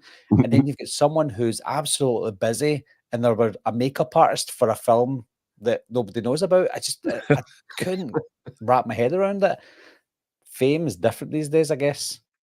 I think the funny one was at Sheffield HorrorCon earlier this year, Eileen Dietz from The Exorcist, you know, the one who she you know that kind of image of Pazuzu with the black face and the white eye. That's right. She dressed, she was in The Exorcist, and nobody was queuing up for her as I walked past. And I took a photo of this because I found it so funny. Bless her. She was fast asleep. She was at the table like that. Oh my God. No one was queuing up. That's a shame. I wonder if she expected that though. She's probably thinking, do you know what? I was someone in makeup and that's it. Maybe 50 years ago. Yeah. So maybe they just accept it, that if someone comes up to me, then fair enough, you know? It's interesting, isn't it? Because at H45, there were two women who were there who were nurses in the deleted scenes from Halloween, the original in the TV scenes from Halloween. And they were two really classy elderly ladies, and they got so much love there that weekend. I mean, they didn't have huge queues, but they were constantly had people getting autographs, because you have these completists there who want everyone on their poster, and you get two new people like that in the same way that Brent Lepage, was it? I think the one who plays Richie was Brent Lepage Richie? Yeah, I think so. Yeah. And, in the original Halloween. Richie, who's Richie? Is it? Yeah. The boyfriend? No, one of the kids. Oh, right. Yeah. Yeah. He, he didn't. It took Sean Clark ages to track him down, and when he did track him down, he said the guy just wasn't interested, and eventually he twisted his arm and got him to along to the con, and now he's got a taste for it, Yeah. And he had loads of people wanting his autograph just because, again, that those Halloween completists, they just need everything on their poster, Well, look at Sandy Johnson. She had no interest in going to any con. She didn't think anyone would care.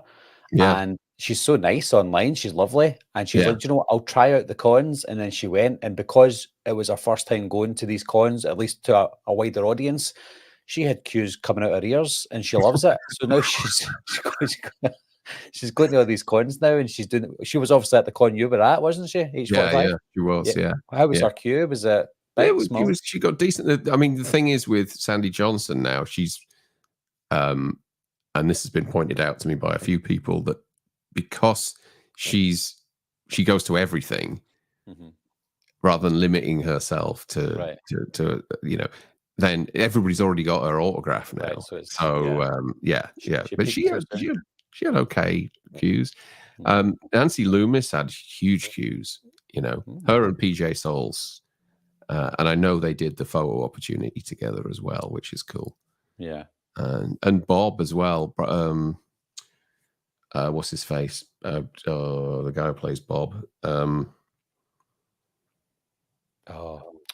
What's his name? John Michael Graham. That's Just it. call him Bob Odenkirk. Bob, yeah. John Michael Graham. He had decent cues as well. Yeah. I don't guess think he he would. jumped out as much. It's a shame that like someone like Bob, who wasn't great, because he had such an iconic kill, then his cues will be automatically bigger than somebody else's who might have a bigger role in the film. Yeah, and there were people coming up to him dressed in the full sheet and everything with the glasses on and that, who didn't even take off their sheet to have their photograph taken, just got their photo done in the sheet. I don't get that. I don't either. It's like, well, I once met John Michael Graham. Oh yeah, yeah. Look, well, how do I know that's you? Yeah, exactly. Do you know? It's the same with the other way around. You can get a photo opportunity with stars with their costume on. Like I saw people getting photographed with Tyler Mane with his costume on. Yeah. And I'm like, but that might not be Tyler Mane. He's got his mask on. That could just be a tall guy. I don't understand why people would do that. I would just get a photograph with them without the costume on so that I can see who it is. And he had he just put like a Tots mask on as well. It wasn't like one of the screen made ones or anything. It was just a naff Tots mask that he was wearing. So yeah, I'm not sure about it. I tell you what would be cool, is it Lauren Laverna? Yeah. She's doing the full wings thing, isn't she, for the Love of Horror? So that, where you can see her face and everything, that's a pretty cool photograph. Yeah, that's so. If I'm going to get, when it comes to if I'm booking someone, it's probably going to be her. She's the one that I'll probably get a photograph with. If I'm going to do two people, it might be her and Alyssa Sutherland from Evil Dead Rise. Yeah. I just think they're not the best films of the year, but I think their characters are really cool. So it'd be good to get a photograph of those two. So if I'm going to choose one or two people, it's probably going to come down to those two, I think. What about you? If you had to choose one person, if it's one person, I think it might possibly be. I mean, there's no chance of me getting a photo with Keith Sutherland at all, because that queue is not going to die down all weekend like Corey Taylor last year. That was just an insane queue. I would say Nick Castle. If there's an opportunity, I would go up to Nick Castle. That makes sense. Yeah. If you meet Nick Castle, he does the same with everyone. Like he's got his glasses around his neck, and it's what those glasses that come apart. Two pieces, and he'll do this, put them on, and then go. It's the way he does it. He does it with everyone. Like when I was waiting in the queue, he was doing. And then when I went up to him, I was like, "Hi, my name's Barry." He's like, "Oh, hi, Barry," and he just went. Glasses on. But he's really nice as well. But again, that was my first person I ever met at a con. I didn't know what to say to him. So as I was talking to him, there was like, I think maybe 80% of the time I was with him, there was no speaking. It was so awkward.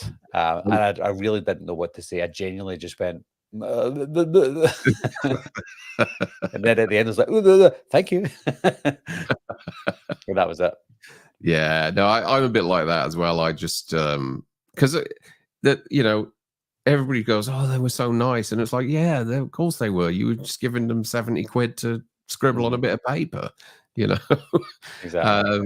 And that's what's always in the back of my head, and that's why I'd rather have that moment of just hello, how are you, nice to meet you, rather than make it informal but formal. It's like make it known that you respect them and you know who they are, but also you want to do it in a way that you're not like, oh my god, look at me, look at you. It's so awkward, especially when we're older. Like if you're 16 years old, then of course you're going to jump about like, oh my god, look who it is. Can I get a photograph? But as an adult, I find it degrading for myself. Not in a horrible way. I will do it, of course. But I feel like I can do that easily if I'm on a night out and I see someone. I'm like, oh, let's get a photograph together. That's absolutely fine. But for me to go, oh, do you mind if I give you £50 so I can get a photograph with you? It's hard. But I'll do it because I like to contradict myself. You never know, in 15, 20 years' time, you might be at cons yourself. Well, it's, a lot of YouTubers do it, don't they, nowadays? Wham guys are always doing it, aren't they? Yeah. But again, I'm one of these people that no matter what happens in my YouTube channel, I've always got in the back of my head that if I'd done one of these cons, could you imagine me sitting there like David Naughton? Like or Don Shanks, and just like, or that woman who fell asleep, that I would feel like that's going to happen to me. So I don't think I would chance it. No, unless I know there's. In fact, I would probably get all my family to come and pretend they don't know me and stand in a queue, like, oh, I'll sign this and I'll sign that. Yeah, I'd be too nervous. Vincent DeSante had a booth at Halloween 45. Did he, like his own booth? Yeah. Yeah. Oh, yeah, he did. Yeah, I saw someone. I was watching some of the videos, and I don't know if you follow Sinister Cinema Reviews, but he went with his family and he saw Vinny DeSante in a booth. Yeah. Yeah. Did you go up and speak to him? You did, didn't you? Frank and I went up and had a chat with him. Yeah, we chatted with him for about 10 minutes, I think, which just shows you how many people were queuing up. Yeah. But no, he was really nice, and he was there plugging Never Hike Alone too. So it was a good thing for him. I think Dave's put a message on there for you. It's not Dave. Whoever it is said, Barry, bring a small table and chair, set it up in a corner, sit down for beer, tape a piece of paper to the wall behind you that says Wolfman's got hard nards. Thrill me. Hold on. Let me Is just that find one out. that is Dave? I don't think it is. It is. No, he's already sent me a message saying it is him. Right, okay. Because Frank said it's not him as well, but I'm guessing it is then. No, it is. It is. I've just clicked on it, and it goes straight to his YouTube page. Right, okay. Oh well. Hi, Dave. Or hi, Barry. Hi, fake Dave. Hi, fake Dave. I know. Do you know what I was genuinely thinking when the guy came up to me saying, "Oh, you Dave McRae?"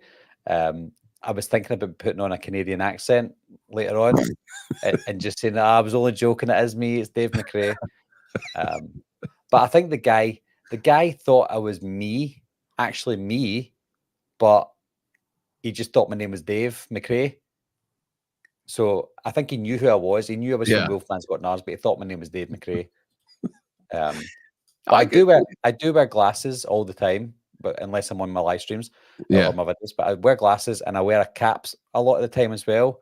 And I was so tempted to put my glasses and my cap on and say like, "Hey folks, I'm Dave McRae," but I didn't do it. It's uncanny. It is uncanny, yeah. I'm out in a boot, as Dave would say. Out in a boot. Out in a boot. Out in a boat. I don't know. Is that Canadian? Out. It's a boat. Out in a boot. Out in a boot. I need to watch more Mike Myers. Yeah, so yeah. So yeah, it's good that it's Dave, because I've got a lot of Dave McRae's that come into my live streams all the time. I even get two Dave McRae's at once sometimes. And I'm like, really? Why do so many people pretend to be Dave McRae? I don't get it.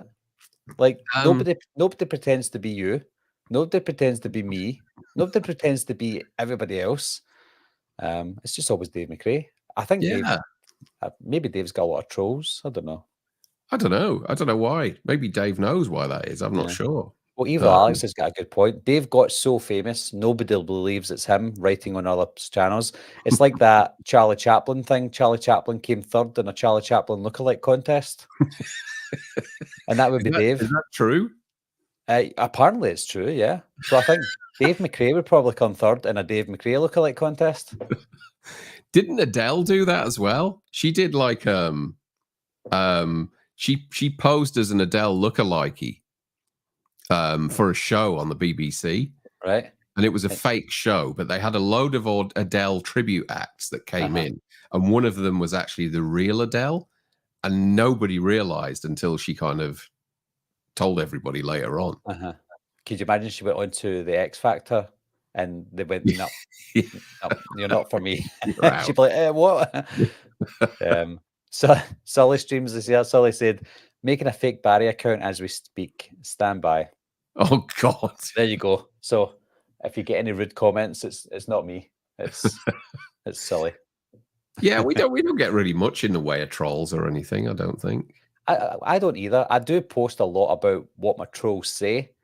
Yes, you're good at that. In fact, I recommended Dave had woke up this morning to quite a nasty message, and he shared it with me, and I said, just do what Barry does and out them. Just put them on your Facebook page and say, look at this arsehole. Yeah. And Yeah. when I post that, people say, "Oh, I'm sorry this is happening to you," but I genuinely don't do it for people to ask me if I'm okay. I do it because I love it. And people say, "Oh, you shouldn't give them the time of day." I'm like, I don't care. Like, they want the time of day, they can get the time of day. I don't actually mind.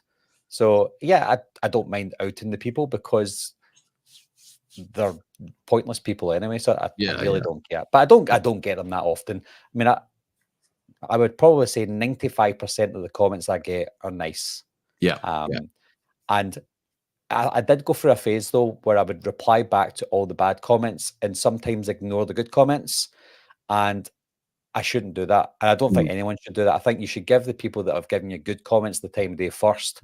And if you've got the time and you can be bothered, reply back to the dafties, the idiots. Yeah. So yeah, I don't get that many, but the ones that I do, I like to have fun with because they're there for the taking. Because does it stop them? Yes, it does. So so I'll get someone who leave a nasty comment, and they'll say something really stupid, and the grammar is always terrible. So I'll reply back to them and what they're saying with their grammar, and they won't understand what I'm saying. So they'll just ignore it and they'll just walk away. So 9 times out of 10, they walk away, which is good. But and what was the deal the other week? So you messaged me the other week. You said because somebody had posted a fake, no, not a fake, but a bootleg version of Halloween on my page, and I deleted it. So what's the story behind that? So there's a guy called Roy. I won't tell you his last name because this is what he wants, but there's a guy called Roy who makes fake bootleg Blu-rays. The band Kiss tried to sue him for $7 million or something. So he sells fake bootlegs, which I don't care. That's his problem and it's illegal. But he started using one of his bootlegs with my artwork on it. So people were messaging me saying, "Oh, this guy's using your artwork." And I don't mind when people use my artwork for whatever reason they want, apart from illegal activities. So I contacted them. I commented. I never personally contacted them. I said, "Did you do this?" And he said, "Yes. Do you want to buy one?" I'm like, "Well, no, I'm actually asking if you've done it because you're using my artwork for your illegal bootlegs." And then after I'd said that to him, he just constantly private messaged me, like telling me that I'm the worst and he's amazing, how big he is. I'm like, who are you? I don't care who you are. Just stop using my artwork. And he was so constant. And then I get other people contacting me saying, this guy's nuts. He's serious. One guy actually done, like, Roy does fan edits of films, and this one guy done fan edits as well, but he posted them online for free for people to watch. Roy didn't like that because Roy was the competition and Roy sold these. So Roy actually harassed this person at their work, actually their place of work, until they had to get a restraining order against Roy. Is this guy British? He's American. He's American, right? Okay. He's American, yeah. So he obviously doesn't contact any of my work, but I didn't block him because I just didn't care. Like I don't really block people that much. However, last week or the week before, he was saving pictures of my wife, and then I was just like, no, block. So I've not been in contact with him since. So that was it. No. Done. Yeah, just overstepped. Yeah. Yeah. Frank said, "Those damn Americans." Yeah. This guy's not. This guy's a different breed of whatever he is. Yeah. So yeah, trolls. I don't mind trolls, but when you get to Roy's level, that's when you have to call it quits because you don't want to get involved in that type of scenario. I don't think you've not had that type, have you? No, I mean, the only thing that I had once was, and I've mentioned this on the channel before, was a guy who was calling me out for being racist because I said that Buster Rhymes was the worst character in That's right. Halloween Resurrection. That was it. And I was Yeah. like, why did you come to that conclusion? Why is that being racist? Hmm. And that was the only time I'd ever had any sort of trouble like that. Mainly if people start like just being nasty on the channel, I just hide them on the channel, and that Yeah. makes them even more pissed off, doesn't it? So Yeah, because sometimes they don't know they're being hidden, so they're commenting, but nobody's seeing it and nobody's nobody's seeing it. replying. So they give up. I'm guessing they give up. I'm assuming. But Yeah, yeah, I think you messaged me. It was a couple of years ago. You messaged me asking me if that happens to me, like get yeah. people calling you racist and stuff, and I'm like, yep, daily, all the time. Like I'll even things that are like, if it's a predominantly white person film, and if I don't like it, then I'm told that I'm racist. So you quickly learn to forget and ignore those kind of Yeah. comments, and they kind of fade away. See if you get you'll know this yourself. See if you get a popular video, you tend to get more trolls. Yeah. But then if the video's just standard, then you don't get as much. So I think it just really depends. You know, if your video starts to spike, then you'll get it. Like I got a video this month. I don't know why, but there's a video that I done called the top 50 horror movies of all time, and it got like 1,000 views in 3 years. So just nothing. And over the last month, it's got like 30,000 views. Just so random. But because it got popular, I got a lot more trolls because of that video.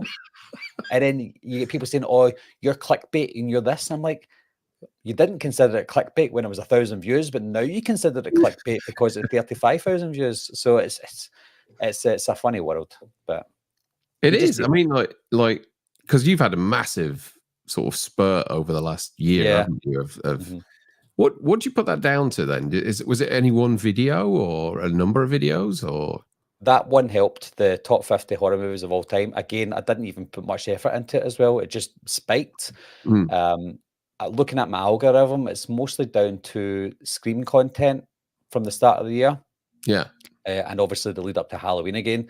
But I would put it down to a lot of Scream and just random videos that just got popular. And I think that's the good thing about some of the videos I upload. When you upload a movie review or upload news, it only stays relevant for a certain amount of time. But you Yeah. can upload videos that can last a lifetime. So those kind of videos stay with you, especially around October time. I completely revamped my channel as well, and I noticed I was watching a lot of YouTube videos about how to get people to notice your videos and stuff, and it's all about the presentation, the thumbnails, the title, descriptions, the SEO, the algorithm. So looked into that and completely revamped my thumbnails. So I changed the way my thumbnails look, and I felt that helped. Like over a 24-hour period, when I uploaded a video, let's say it gets before it updated the thumbnail, I would get maybe, I don't know, 500 views randomly. But then changing the thumbnail, I'd noticed that it gets a spike in the views in a different way. Changing the thumbnail after the fact, or Both. So I would change a thumbnail after the fact of a video that was already out, and I would upload a similar thumbnail the way that I wanted it to, and it worked. It was better. I uploaded the Halloween ranking videos, and I done it the thumbnail that I normally done. It got its views, but then I updated the way I wanted my ranking videos to look. So I went back to the Halloween one and changed it to the updated version of thumbnail, and it got a spike in views, more so than the views I already had. So it literally like trebled, quadrupled over a week because I changed the thumbnail. It's nuts. So there's so many things you can do to help the channel. And before you and Frank came onto the scene on YouTube, I had like, I don't know, like say 5,000 subscribers or whatever. And then in 2018, when Halloween came out, I was about 25,000 extra views within a year or two, just like that. But then it went down again. So my channel's always went like this, and it goes woof, and it goes like that, and it goes woof. So it's just riding a wave now and again. But I think as your channel grows, because it's growing and growing, it can exponentially grow faster than you could ever imagine. But yeah. I think my problem with my channel is the lack of live stuff that I do. And see, when you do a live video with Frank, you get like, I don't know, 200 people average watching. Well, but around about, I'd say it depends what it is, but 100 to 150, I would say, normally, depending on when we go live. But yeah, the engagement on our channel, our subscribers are we're coming up to 6,000, I think. But engagement in terms of the views that we get is it's odd. We get really good views on a video. Like if a video doesn't have 1,000 views, then it's seriously underperforming. And sometimes 2,000 to 4,000 views on a video, and then at the top end, you've got 12,000 to 15,000 views. But see, but mine's is all over the place as well, though. Like I'll get 1,000 views for one video and 20,000 views for another video, but they're similar videos. But again, that's the algorithm. It's absolutely nuts. I'm doing a series on my channel called Anniversary Reviews, looking back on films that are 25, 30 years old or whatever, and they've done well. So like I think they're averaging at like 25,000 views each, which is good, and that's helped spike the channel up as well. So I've got the one out this month. I Still Know What You Did Last Summer, 25th anniversary. So hopefully that does well as well. So it's, again, I think the thumbnails and the presentation and the style is good. I always say, I know people hate AI, but I use AI a lot for my title descriptions, my title. So see, when I'm stuck, like I want to give a title that people will want to click on without it being clickbait. So I try and think of a good title. So I'll go to AI and I type in, give me a good title for, I don't know, Halloween movies, and you get a whole list of titles, and you're like, oh, I like the sound of that title. Copy paste it into your title, and then it's a clickable title for people to click on. It always helps. So there's so many things. What would you use AI wise? Is it what do they call that one? Chat GPT, is it? Or it is, yeah, Chat GPT. So see if I type in just now, YouTube video title ideas for Scream 6. Just random. You get not very good ones, but so like I got 10 examples here. Scream 6 ending explained, unmasking the new Ghostface, the ultimate horror sequel. Is it a worthy successor? So it's kind of clickbait questions that if you put into your title, people will want to click on. So you could obviously think of that yourself, but at least Chat GPT, it gives you some ideas. Even if you don't do the videos yet, you can search for it and go, do you know what? That would be a good idea for a video. And then so you go ahead and do the video and use that title for your description and stuff. And it's worked wonders for the past 6 or 7 months for me. Yeah. And then with thumbnails, I've noticed that recently you've kind of standardized all your thumbnails, give them all the same look. Yeah. Usually that's helped as well. It has, yeah. So I think I learned this in college, but with the naked eye, with the eye on the internet, yellow and red are colors that people want to see. Don't ask me why. But so I've chosen yellow because it pops. And I think that the majority of images that you find online that you want to use for your thumbnail, yellow goes against those thumbnails pretty well. So I would put the image, I put the text in front of it, and then I would give it a 3D look with the image coming through it. Yeah. So that it kind of pops. So I think that's genuinely helped as well, because every time I upload a video that has that kind of style, it's performed better than my previous style thumbnails because it looks more professional. And I think the more professional your video looks before someone clicks on it will make them want to click on it. And what is it you use? Is it Canva or something like that? I use Adobe Photoshop. Okay. Adobe everything. I use Adobe Suite. So I've got Creative Cloud. So I use like Premiere Pro for my videos and Photoshop for my images. Yeah. So it's again, it's trial and error as well. So there's things that I think might work and it doesn't. So I scrap it and try something else. I'm already up. I'm already creating a new template thumbnail for my future videos as well, and hopefully maybe that'll help the channel in future. But see what amazes you every time I talk to you, you seem to like Frank and I don't know what we're doing next. Like we've just recorded 2 videos yesterday. We did Psycho 3 and we did Dawn of the Dead. Sorry, I think it was it Friday or something? No, it was yesterday. It was yesterday. And then I'm not sure what we're doing after that. Whereas you know what you're doing through next year, right? yeah, always, always. I have to. I don't know if that's just a compulsive thing or something like OCD, but I feel like if I've got a plan, it means I don't have a gap there in my videos. Like I don't want to go a week without a video, because if you go a week without a video, that's almost like suicide for YouTube.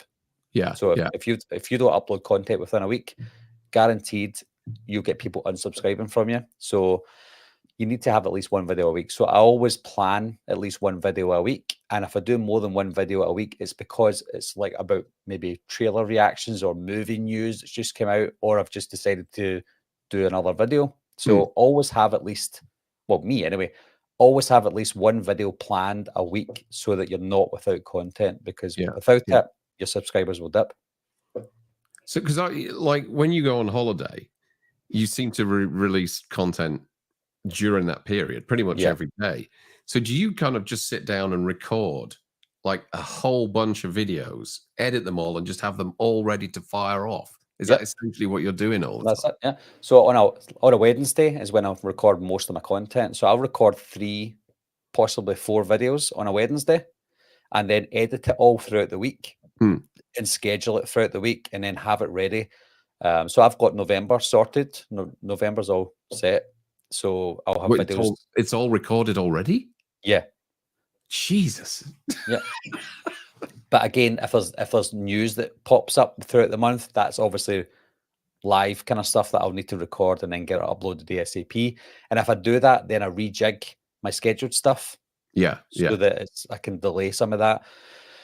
So yeah, I always have that scheduled. So it helps me because I've got a family life, I've got a job. So it's balancing that. So scheduling it helps someone like myself, to be honest. But again, if it works for you the way you do it, then that's fine. It's just the way it works for me. Yeah. No, I'm always thinking of different ideas as to how to, because obviously the editing part like today, I've just spent nearly 4 hours editing together a video. Yeah. And, you're constantly learning new techniques to kind of cut down time. And then you learn new techniques which maybe add more time on and make the presentation better. But, we're kind of more long form content. So live streams that are an hour and a half, 2 hours. Yeah. Or episodes that are, between half an hour and 45 minutes. And I've thought about whether we do a bunch of maybe 10-minute episodes or something, just to chuck in between the episodes, the long form stuff, to see how that goes. But again, it's just time and, schedule. The time difference between me and Frank's always that's hard. Yeah. And there's only certain times when we can get together.